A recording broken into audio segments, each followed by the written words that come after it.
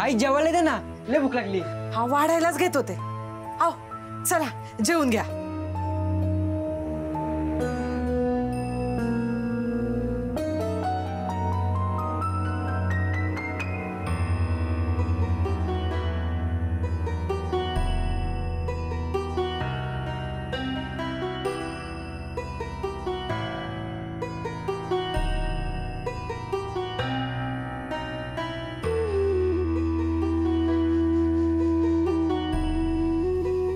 हाव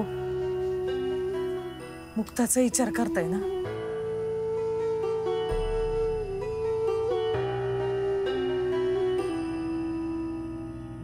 तिकडे काय झालं असं काय माहित. ते दोघांना घरात घेतलं असेल का? मुक्ता सोबत त्यांनी काही नाही नाही हा काही नाही होणार. त्यांना त्या टीव्ही वाल्यांची भीती असेल ना. आणि मोठ्या मालकीनबाई आहेत की तिथं, ते बरोबर सांभाळून घेतील. अहो त्यांनीच तर छोट्या मालकांना फोन करून सांगितलं होतं ना मुक्ताला सोबत घेऊन या म्हणून. आणि छोटे मालक काय नुसते बघत बसणार आहेत का? ते मुक्ताला काही होऊ देणार नाही. समजा खरे पण रावसाहेब अण्णा तुम्ही त्यांना फोन करून विचारा ना. कोणाला फोन करू? छोट्या मालकांचा नंबर पण मी नाही घेतला. कोणाला करायचा फोन? हो मोठ्या मालकीनबाईंनी फोन केला होता ना तुम्हाला. हा त्यांचा नंबर असेल की.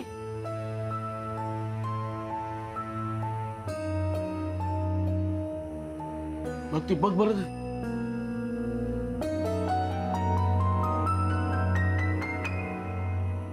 सापडला.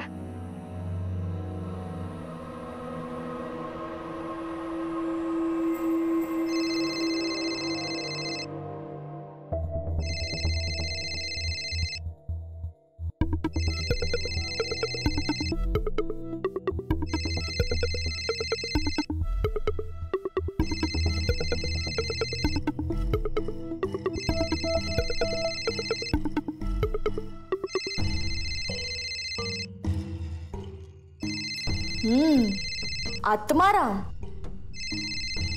अरे वा, तुला तर एका मागून एका VIP लोकांचे फोन येत आहेत. फक्त 1 तास झाला आणि त्यात तुझे सगळे डावपेच बाहेर यायला लागले.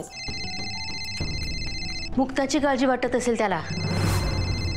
बाप येतो तिचा, ते मला बोलू दे. अजिबात नाही. आता हा फोन डायरेक्ट दादांकडे जाणार. रेणुका, रेणुका ऐक ना.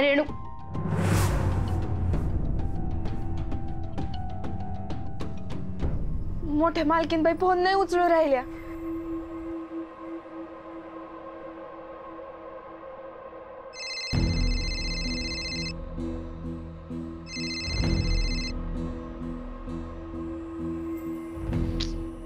नाही उचलत ते.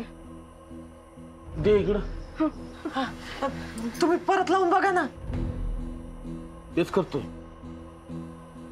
हाच नंबर आहे. हा तेच.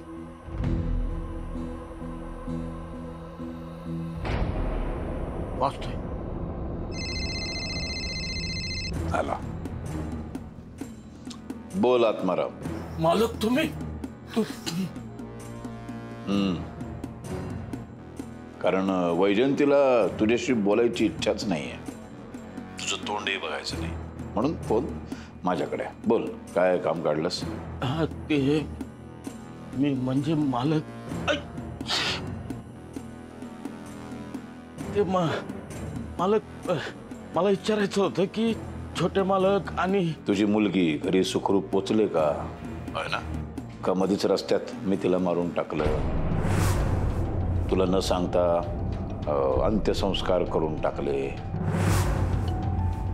असं विचारायचं होतं ना? नाही मालक, असं बोलू नका.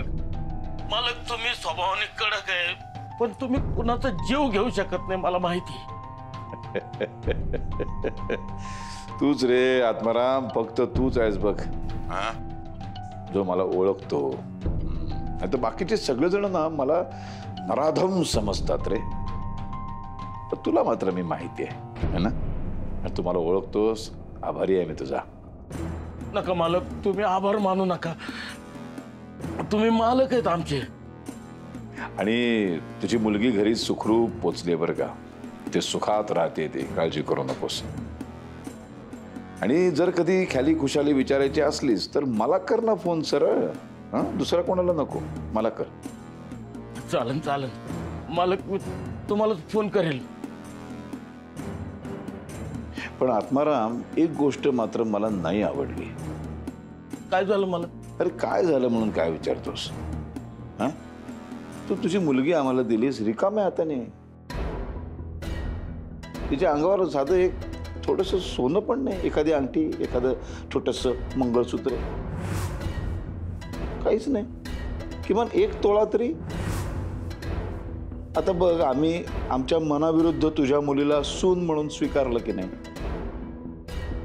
तुझं पण कर्तव्य होतं ना, काही ना काहीतरी करून 1 तोळा 1.5 तोळा सोनं तिच्या अंगावर घालायला पाहिजे होतंस की नाही.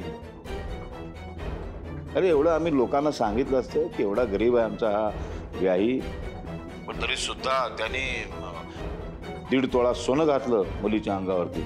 एवढं मला अभिमानाने सांगता आलं असतं. आता ठीक आहे, ठीक आहे. ते काय आहे ना, मी समजून घेऊ शकतो रे, पण आमच्या घरातली बाकीची माणसं, त्यांना कोण अडवणार? आता एवढ्याशा गोष्टीवरून तुझ्या मुलीला सातत्याने टोमणे मारत राहतील. बरं ठीक आहे, ठेवतो.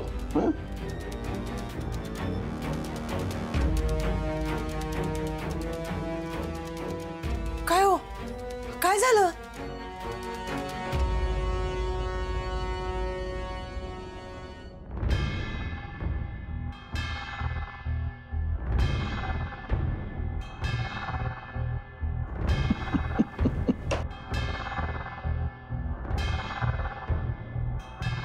पाहिलंच बाळा, मी आत्मारामच्या स्वाभिमानाला हात घातलाय. आता तो त्या 1.5 तोळा सोन्यासाठी, पैसे मिळवण्यासाठी कुठल्याही थराला जाईल आणि अलगद त्याची मान माझ्या हातात येईल. त्याची मानगूट मी अशी पिरगाळीन की आईबापाचा त्रास सहन न झाल्याने मुक्ता सारंगला सोडून देईल. मुक्ता घराच्या बाहेर आणि आर्या सून म्हणून घराच्या आत. मी माझा शब्द पाळण्यासाठी कुठल्याही थराला जाऊ शकतो हे निंबाळकरांना सुद्धा कळून चुकेल. ही आहे माझी बुद्धिबळाच्या पटावरची दुसरी चाल.